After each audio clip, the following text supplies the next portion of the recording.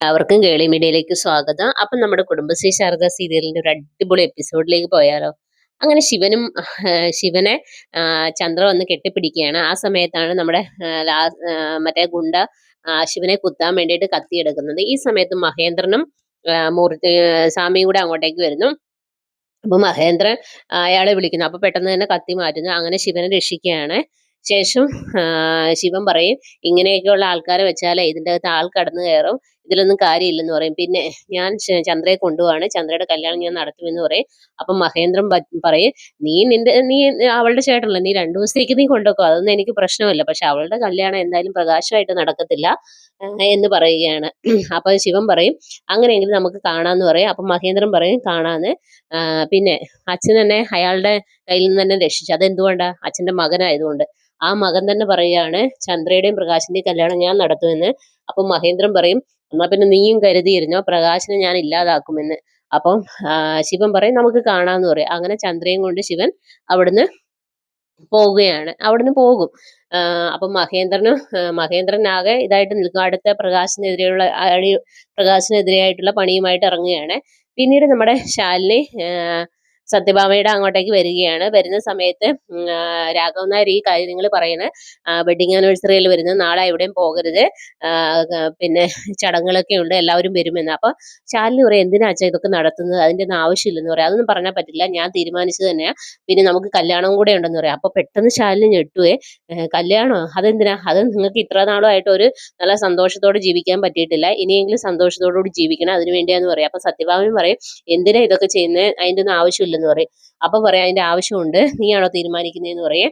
എന്നിട്ട് രാഘവൻ നായർ അകത്തേക്ക് കയറി പോകും. എനിക്ക് ഒരു സ്ഥലം വരെ പോകാനുണ്ട്, ഞാൻ പോയി റെഡി ആകട്ടെ, അപ്പത്തേനും പിള്ള വരുമെന്നും പറഞ്ഞ് അകത്തേക്ക് പോകും. അപ്പൊ ശാലിനി ഉടനെ സത്യഭാമ എന്താണ് ഇതൊക്കെ, ഞാൻ വേറൊരാളുടെ മുമ്പിൽ കഴുതി നീട്ടി കൊടുക്കണമെന്നാണോ സത്യഭാമ പറയുന്നതെന്ന് ചോദിക്കുക. അപ്പൊ സത്യഭാമ പറയും, ഇതെല്ലാം എൻ്റെ ആ മകൻ കാരണം സംഭവിച്ചതാണ്, അവൻ എവിടെ പോയാലും ഗതി പിടിക്കത്തില്ല, പരലോകത്ത് പോയാൽ പോലും ഗതി പിടിക്കത്തില്ല എന്ന് പറയും. അപ്പൊ ശാലിനി പറയും, എന്താണ് ഇങ്ങനെയൊക്കെ പറയുന്നത്, അങ്ങനെയൊന്നും പറയല്ലേ സത്യഭാമ എന്ന് പറയും. പിന്നെ ഞാൻ എന്ത് പറയണമെന്നാണ് നീ പറയുന്നത്? അപ്പൊ പറയും, ഇപ്പൊ അതല്ല ചിന്തിക്കുന്നത്, ഈ ഫംഗ്ഷൻ നടത്താതിരിക്കണം, അതിനുവേണ്ടി എന്തെങ്കിലും ചെയ്തേ പറ്റുള്ളൂ എന്ന് പറയും. അപ്പൊ സത്യഭാമ പറയും, എന്തായാലും ശിവൻ വരട്ടെ, നമുക്ക് ആലോചിക്കാം എന്ന് പറയും. അതിനുശേഷം അവരങ്ങ്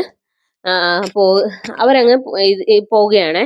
പിന്നീട് നമ്മുടെ ശിവനും ചന്ദ്രയും കൂടെ നമ്മുടെ ഇവന് കമലിന്റെ അടുത്ത് ചെല്ലുകയാണ്. എന്നിട്ട് കമലിനോട് പറയും, കമല, എന്റെ പെങ്ങള് 2 ദിവസത്തേക്ക് എവിടെയെങ്കിലും സുരക്ഷിതമായിട്ട് കഴിയണം, അതിനെന്തെങ്കിലും വഴിയുണ്ടോ എന്ന് ചോദിക്കും.